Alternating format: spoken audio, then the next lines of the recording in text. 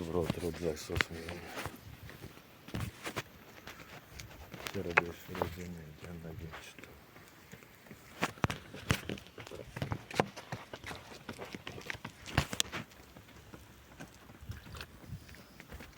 Излязах малко да се поразходя. Днеска е събота.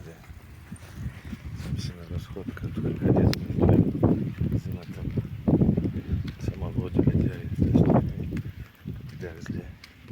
Като нямаше с който изо и няма никога нищо.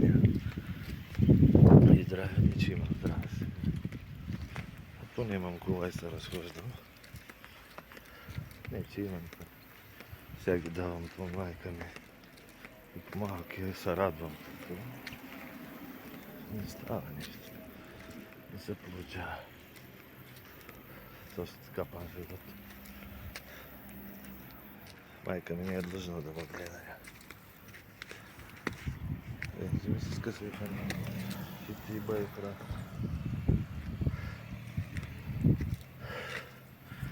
Няма да вървя.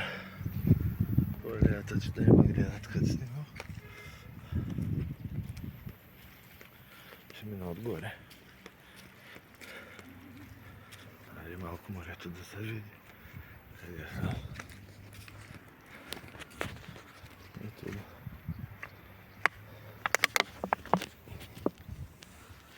Да, ето го.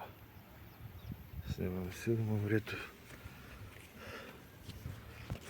Няма да мога. Няма се изкъпя тази година, няма да ида на плаж.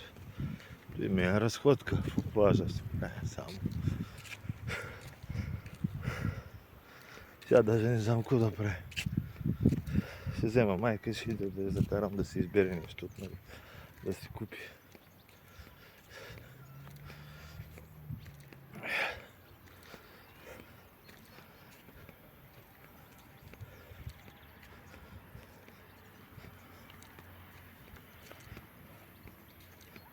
Ете. Какво да кажа? Иде до бахти Мерцедеса, как е виснал. Нямам думи. Ема и котяни са много са хубави. Чернички. Напомня ми на моето, ама десни са болни. Как да ги вземам? Мога да го взема, ама нищо. Той е свикнал от хората. Майната скотка, малките са.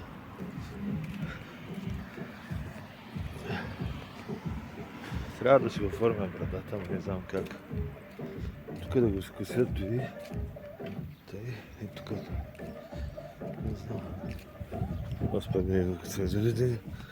Това цигани на брада. Ужас. Хубава работа, ама циганска. Шапка има тук. Фръкнала.